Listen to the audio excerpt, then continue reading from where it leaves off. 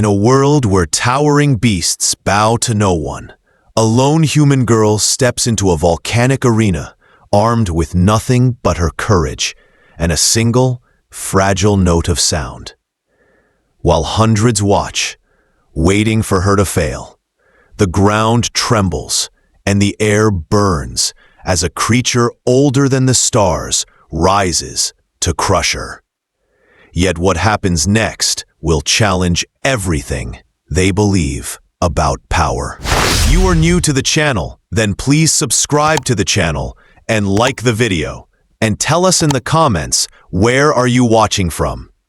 Now, let's jump into the story. Under twin suns, the glass towers of the Apex Institute caught fire with evening light. The campus looked calm from a distance, but inside every corridor, there was a quiet rush. Today was assessment day. The biodome thrummed with power, and the air carried the steady beat of pumps, sensors, and distant habitat vents. This is where the galaxy sent its best students to learn the truth about apex creatures. This is where a human girl would face doubt, danger, and her own steady courage. Nora Hale walked across the plaza with measured steps. She was the only human in her cohort, a small figure against big architecture. In her pocket, her fingers curled around a smooth device, no bigger than a pebble. It was not a weapon. It was a tone maker, hand-built from scrap and memory. She had carried it for weeks, testing it in quiet corners, listening to the way sound could soften a room. Tonight, it felt warm against her palm, as if it knew the time had come. The biodome doors opened, and a cool mist rolled out across polished tiles. Drones skimmed the ceiling, drawing safety lines and reminders in soft light. Students gathered on the observation ring, their uniforms clean and their faces tight with focus. The Institute trained them to manage predators with science, precision, and restraint fields. It rarely trained them to listen. Instructor Varkon stepped forward. He was a Taurian, broad-shouldered and calm, with bronze scales that held the light like old metal. His voice carried without effort.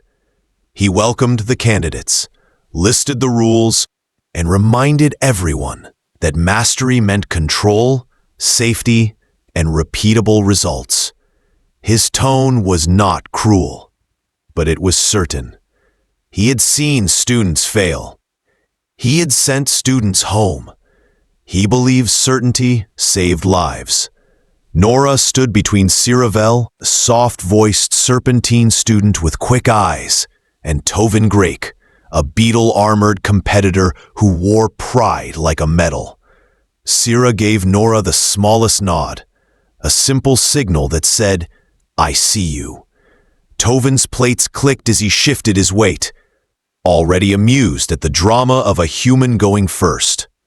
Vark scanned the line and paused on Nora. "Candidate Hale," he said, "your species seeks places beyond its ladder. You will begin." The crowd tightened, and the biodome seemed to draw one deeper breath. "Your assignment." Varuk continued, "is the Umbra Lynx, Tier 3. Whispers ran the ring. The Umbra Lynx was a legend, even here. It could bend light, erase its scent, and strike from a ribbon of shadow. It was not just strong, it was clever. Tier 3 usually went to top scorers who had trained for years with scent towers and thermal lenses. A human first-cycle candidate rarely saw the inside of that arena. Nora did not shift. She did not bargain. In a steady voice meant for a microphone and a million ears, she said, "I accept." Handlers opened the prep door. Cold air washed over her boots. Sierra leaned close enough for only Nora to hear. "Breathe," she whispered, slow and honest. Tovin smiled in a way that looked like help and felt like a dare. "Make yourself big," he muttered. "Predators respect size." Nora offered a polite nod. She had a different plan. Inside the prep room, a wall screen bloomed with data. Mass. Nora studied the charts, then closed them with a touch. She pictured a set of old field notes written by a human wanderer who lived near lynx dens for months. Notes that spoke about a low comfort tone used by mothers to settle cubs. It was not in the official archive. It lived in a private letter chain, and in the memories of people who still believed science could sit quietly and watch before it tried to measure. The speaker chimed. "Candidate hail," Varkon said. "Enter when ready." Nora stepped through the second door into a forest of silver trunks and blue ferns. Tiny mushrooms glowed along the roots like small lamps. The false sky held a thin veil of mist that caught the light and made halos on every leaf. The soundscape was a careful blend. Distant insects, a soft wind, the whisper of vents. The habitat felt alive. That was the point. It also felt balanced on a knife. She stood still for 3 breaths. Then she moved. Slow. Even. Heel to toe. The ground gave back a faint th. Somewhere to her left, a fern bent wrong. Not much, just a thought of movement. She did not look. She kept walking, a steady line through a designed maze. On the ring, Varkon narrated for the record. "Observe the freeze and the delay. Common human prey response," he said. He stopped speaking when Nora dropped and rolled in one smooth arc. A mass of midnight fur crashed where she had been, claws slicing air. The lynx landed, muscles rippling like water over stone. 4 eyes burned pale gold. Nora rose with both hands visible. One hand was empty. The other held the pebble device low, almost hidden by her sleeve. She pressed a recessed switch, and a tone floated into the clearing. It was not loud, not sharp, not dramatic. It sounded like a large room exhaling after a long day. The lynx froze, ears flicked, its pounce posture loosened by a fraction. It took one step, then another, curiosity pushing ahead of hunger. Nora kept her shoulders down, her jaw loose, and her breathing. She thought of the field note that said, "Make the space sound like home." The predator drew near. It stopped 3 steps away, nose tasting where fear would be. Nora held the tone and let the silence between the pulses feel safe. The lynx lowered its head. Its fur drank the glow. Nora extended her empty hand, palm down, steady and honest. The lynx pressed its great skull against her fingers, and a rough purr rolled through the trees. On the ring, no one moved. Sierra's eyes shone. Tovin's plates stilled. Varkon did not reach for the alarm. The assessment light turned green. That moment was enough to shift a whole school. That single touch began a new question. If sound and patience could guide one apex beast, what else could change when listening led the way? The crowd did not know the answer yet. Nora did not know the answer yet. But under twin suns and a watching dome, a promise grew. This story would not be about control alone. It would be about trust, courage, and a human voice learning to speak in the key of the wild. The story of the human girl who calmed a predator spread through the Apex Institute faster than the evening winds. By the time the suns rose again, her name was being whispered in training halls and printed across digital boards. Some students said she had cheated. Others said she had done the impossible. Either way, everyone wanted to know how she had made the Umbra Lynx bow its head. Nora Hale walked along the quiet edge of the biodome at dawn. The air was cool, and the sky above the glass roof burned soft gold. She let her fingers brush the railing as she walked. Her hands still remembered the warmth of the lynx's fur, the way its breathing had slowed until it matched her own. She knew most of her classmates thought it had been luck. It had not been luck. It had been listening. Ciravel joined her on the path, silent at first. Her steps were soft, her golden eyes bright. Finally, she spoke in her calm, flowing voice. "They are saying your tone was a trick." "It was not a trick," Nora said. "It was a comfort sound, something the lynx mothers use to soothe their cubs." "How did you know about that?" Cira asked. "From old human field notes," Nora replied. "They are not part of the official database. A researcher named Dr. Irina Vale wrote them years ago. She lived near the lynx in the wild. She listened more than she measured." Cira tilted her head, thinking, that is not how the Institute teaches science. "Maybe it should be," Nora said softly. Later that day, the main amphitheater filled with students, instructors, and handlers. The footage of the assessment played on the air screen, showing every movement in sharp detail. The room stayed quiet as the recording showed the moment the lynx stopped its attack and pressed its head into Nora's hand. Instructor Varuk Sen stood at the center of the room. His bronze scales caught the overhead light, and his arms stayed crossed tight. His voice was steady, but there was tension under the calm. "This method," he said, "was not part of the assigned strategy. It was untested, unapproved, and unrepeatable." Murmurs rippled through the crowd. Tovin Grake spoke first, his tone sharp. "It does not matter if it worked once. If we cannot measure it, it is not reliable.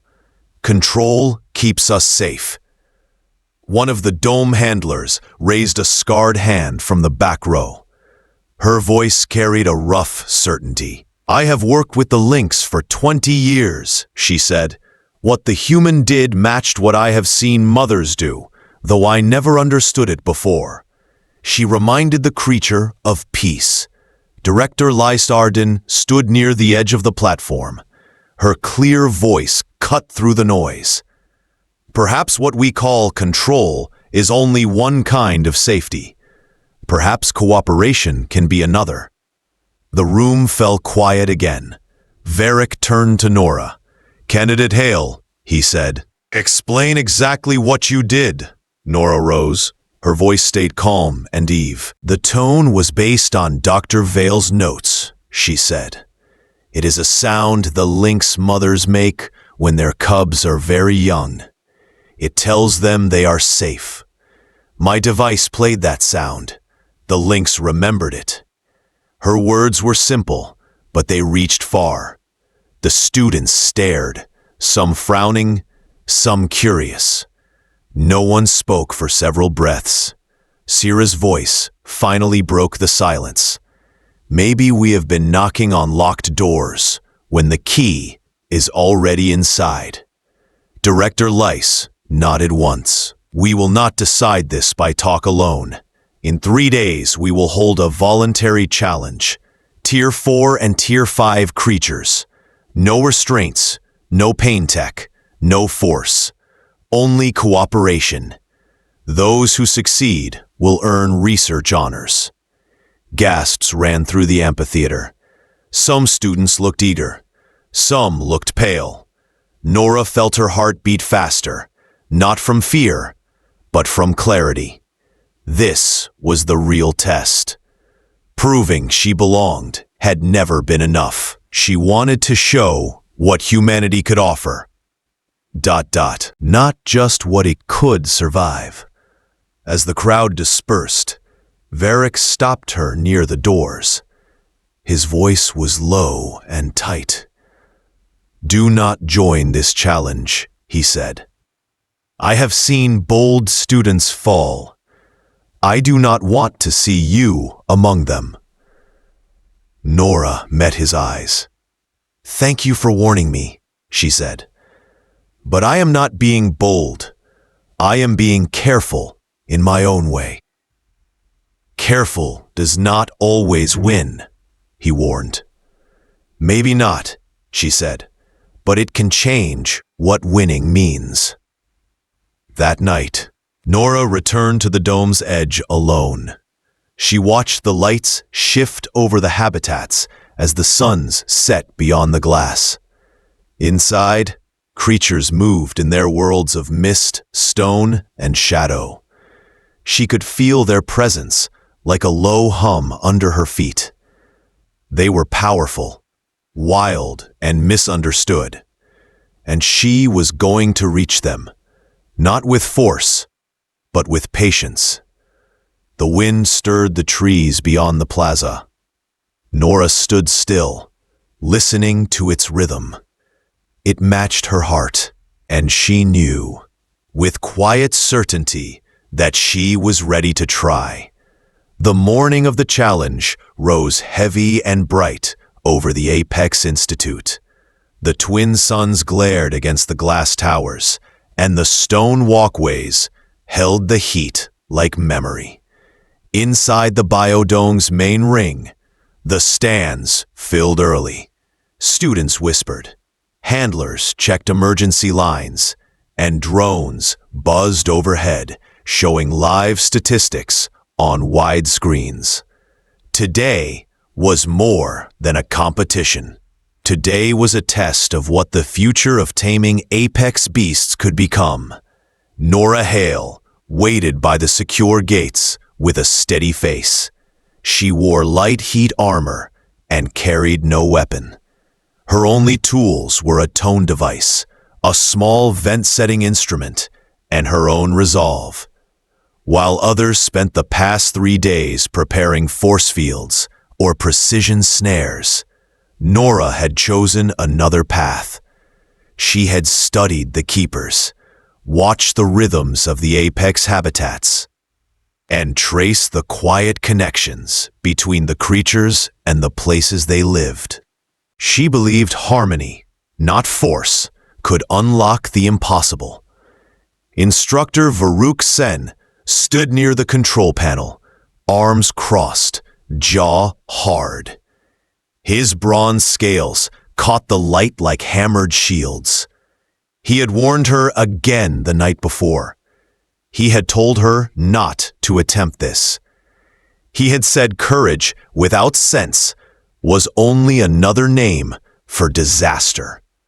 She had thanked him, and then she had signed her name beside the most feared creature in the Institute, Varkon Prime. The crowd still whispered the name like a curse. Varkon Prime was older than the dome's current walls. Its body was plated in dark stone-colored scales. Its breath shimmered with heat, and its blood carried acidic fire.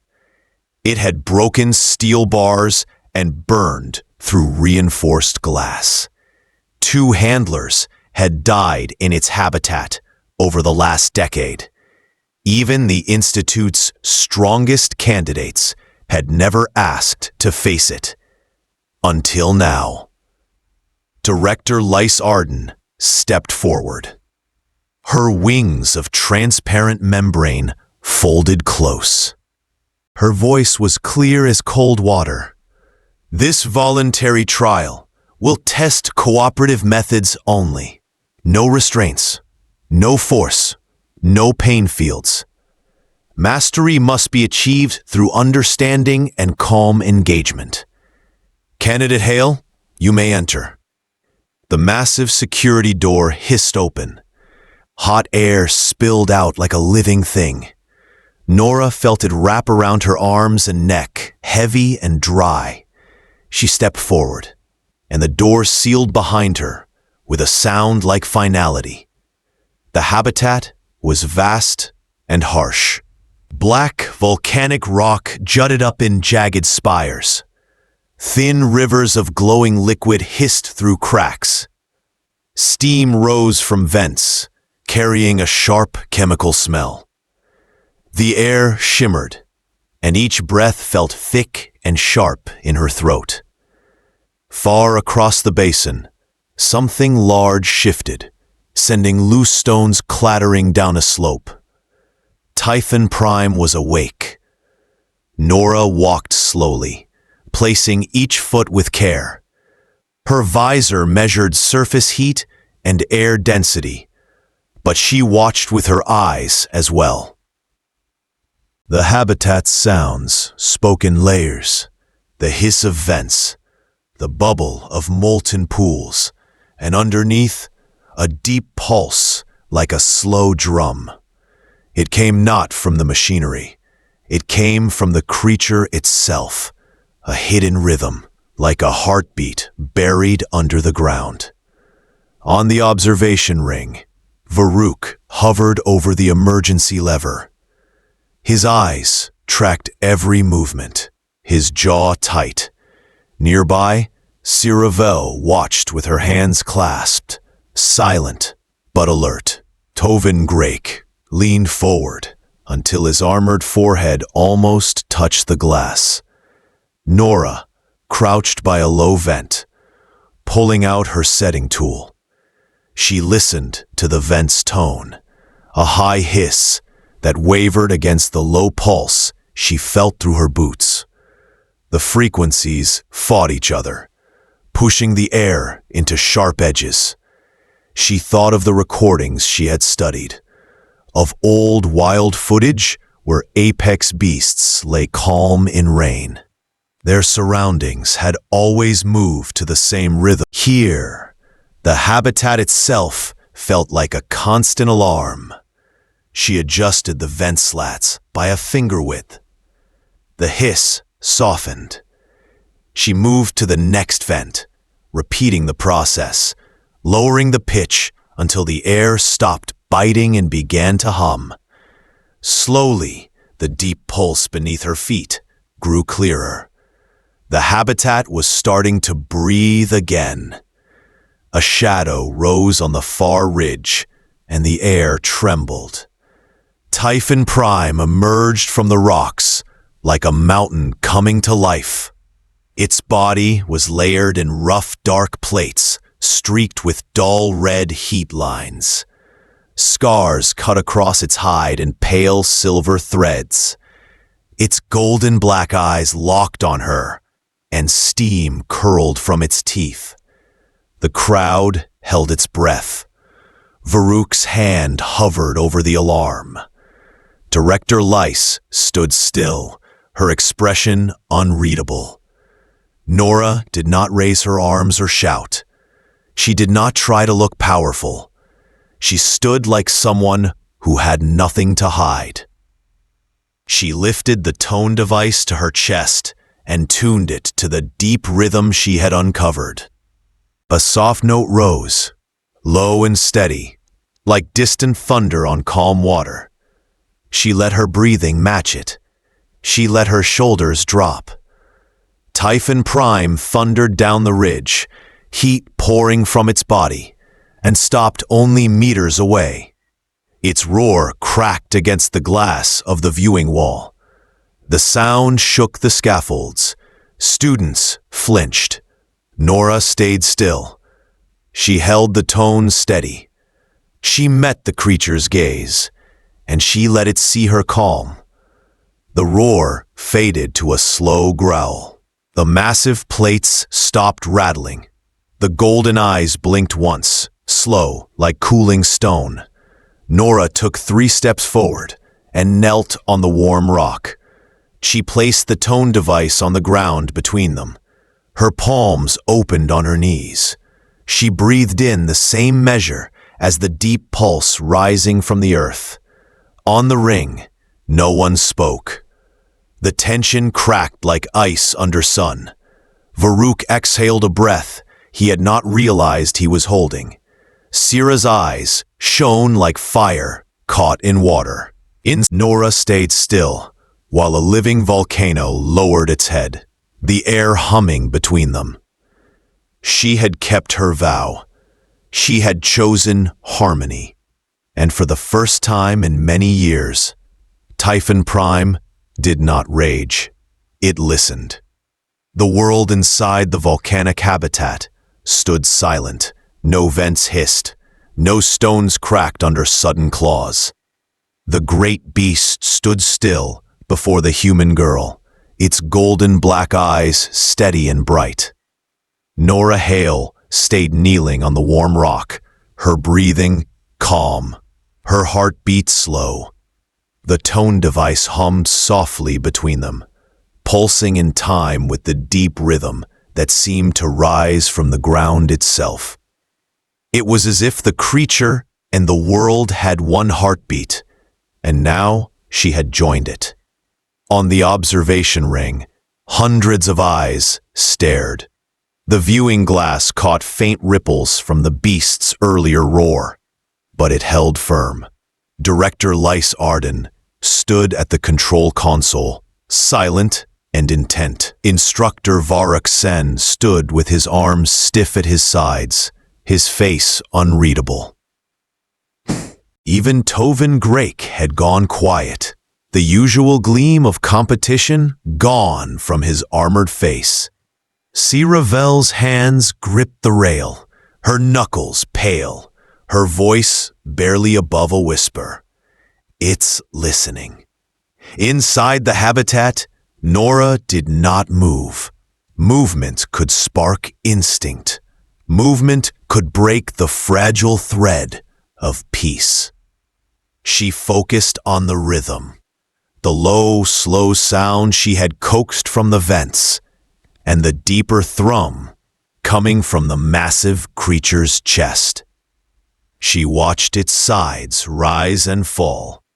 They were steady now, not sharp with rage. The fire along its scars dimmed like cooling embers. Steam curled softly from its nostrils and faded before touching her skin. Nora lowered her eyes, not in fear, but in respect. The creature shifted its weight, claws scraping gently against the stone. The sound was heavy, but careful.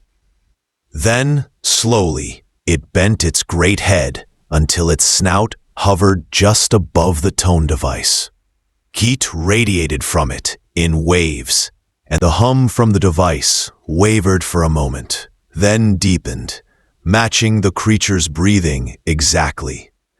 Varuk's voice cut the silence on the observation ring. "Record this," he ordered quietly. "Every second." The beast opened its jaws slightly and released a sound that was not a roar. It was low, soft, and long, like stone shifting deep underground. The walls carried it in echoes that trembled through the glass, through the floor, through the hearts of every person watching. Nora felt it move through her ribs. She closed her eyes. She let it fill her chest until her own heartbeat fell into step with it. She rose slowly, every motion smooth and open. The beast stayed still, its gaze following her. She stopped only an arm's length away, her hands loose at her sides. Her voice was quiet but clear. "Thank you," she said. It was not a command. It was not a claim. It was gratitude. The massive creature blinked once, and for the first time, the rock groaned under the weight. its great claws folded inward. The glow along its body dimmed to faint red traces. And then, impossibly, it lay down at her feet. Gasps filled the observation ring. Sierra's golden eyes shone. Tovin muttered something that sounded like disbelief, wrapped in awe. Varuk's jaw tightened, but his voice, when it came, was softer than anyone had ever heard from him. She did it. Director Lice spoke, her tone calm and clear. She did not tame it, she said. She met it, and it met her. Nora stood with the giant resting before her, its slow breaths warming the air. The tone device had gone silent. It was no longer needed. The deep pulse from the creature's chest filled the habitat, steady and strong. The rock seemed to hum with it. For the first time in its long, violent history, Varkon Prime slept in the presence of another living being. The security doors opened behind her. Warm light spilled from the corridor. Nora stepped back, giving the creature. Its eyes opened briefly, watching her go, but it did not rise. She bowed her head once, then walked out of the habitat with quiet steps. The observation ring erupted in sound as soon as the door sealed. Voices collided, questions and astonishment filling the air. Varuk said nothing. He only watched as Nora walked past the crowd, her posture calm and sure. Director Lice followed her with her gaze, then turned to the instructors. "Update the curriculum," she said. "From this day forward, we teach that understanding can stand beside strength." Outside, the suns were sinking low, and the sky glowed soft orange. Nora crossed the plaza alone. The heat of the stones under her boots matched the warmth still in her hands. She had not conquered a monster. She had not broken its will. She had listened until its heartbeat trusted hers. And as she walked beneath the fading light, she knew this was only the beginning. Humanity had a place, but by the quiet power of understanding.